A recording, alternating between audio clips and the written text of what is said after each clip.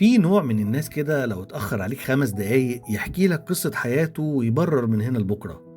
أصل معلش كنت في الطريق، وبعدين قابلت واحد أعرفه عطلني شوية، وبعدين لقيت العربية ما فيهاش بنزين فرحت البنزينة، ولا الزحمة وأنا جاي لك ما أقولكش. مع إن الموضوع كان ممكن يخلص في جملة واحدة بس: معلش اتأخرت عليك شوية وخلاص. معاكم شادي الخولي، وده بودكاست من غير ما تحس، السلسلة اللي بنتكلم فيها عن حاجات صغيرة بس بتكبر مع الوقت واحنا مش واخدين بالنا منها أصلا. وحلقة النهاردة يا صديقي عن حاجة بنعملها كتير وبنفتكر إنها عادية: التبرير اللي ملوش لازمة.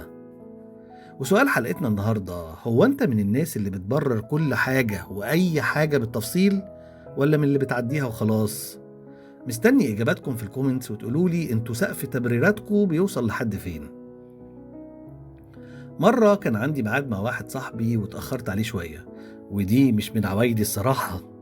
وأول ما وصلت له قبل ما يقول لي حاجة لقيت نفسي بقول له: بص بقى، أنا كنت نازل بدري بس الطريق كان زحمة جدا والإشارة وقفت كتير، وبعدين وأنا ماشي لقيت ناس كتير وقعدت أبرر وأبرر وأبرر.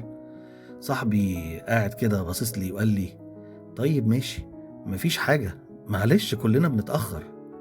ساعتها خدت بالي إنه أصلا ما سألنيش اتأخرت ليه.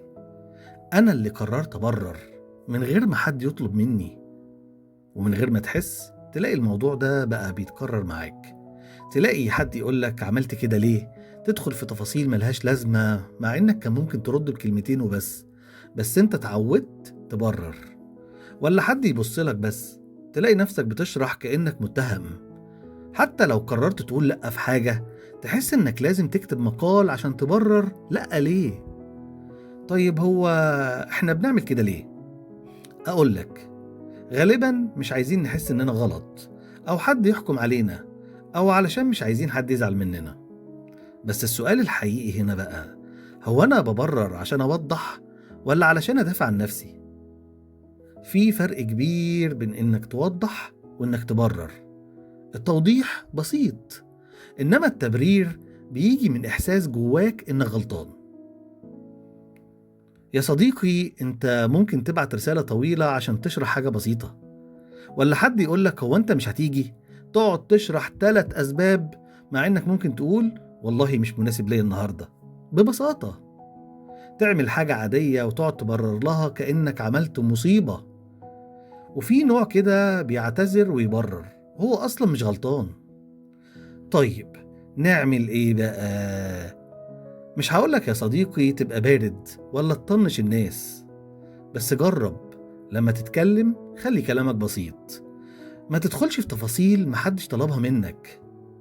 افتكر انك مش مطالب تشرح او تبرر كل حاجة، وجرب تقول كلمة صغيرة وتقف. بدل ما كنت تقول انا كنت ناوي اجي بس حصل كذا وكذا وكذا، قول مش هينفع النهاردة، وهتتفاجئ ان الموضوع خلص. بص، مش كل حاجة محتاجة تفسير، ومش كل حد محتاج يعرف كل التفاصيل.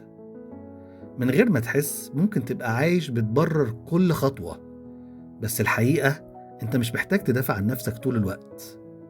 ما تنسوش تجاوبوني على سؤال حلقة النهاردة في الكومنتس: هو انت من الناس اللي بتبرر كل حاجة وأي حاجة بالتفصيل، ولا من اللي بتعديها وخلاص؟ كنت معاكم أنا شادي الخولي في حلقة جديدة من بودكاست من غير ما تحس والتبرير، واستنوني في الحلقة اللي جاية. مع السلامة.